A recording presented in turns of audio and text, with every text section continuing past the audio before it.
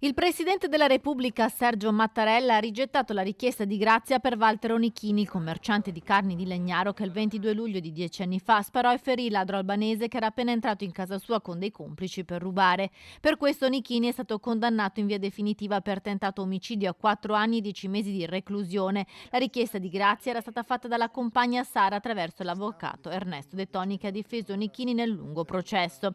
La vicenda aveva riscosso il sostegno anche da parte della politica, con la Lega. La domanda di grazia risale al novembre del 2021, quando era stata depositata al magistrato di sorveglianza. Dopo 9 mesi era stata inviata al Ministero della Giustizia. Ora la notizia che è stata rigettata. Il sentimento di amarezza perché eravamo molto convinti che la domanda di grazia fosse fondata sul principio di eguaglianza di trattamento presso i soggetti coinvolti in quella triste vicenda processuale, mentre quando per Walter Onichini la sentenza è passata in giudicato dopo il rigetto del ricorso in Cassazione, dopo credo 48 ore, non ricordo bene, è arrivato l'ordine di carcerazione ed è stato accompagnato al carcere, e l'altra persona, pure condannata, è potuta rimanere sempre libera. L'ordine di carcerazione è stato fatto con grande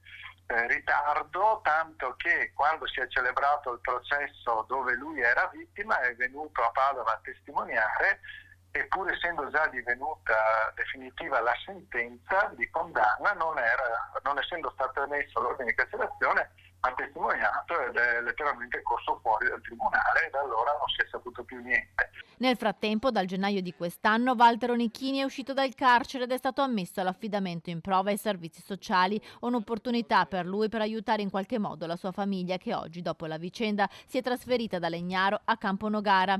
Il ladro albanese, invece condannato a 3 anni e 8 mesi per il furto in casa di Onichini, non ha mai scontato un giorno di carcere perché irreperibile.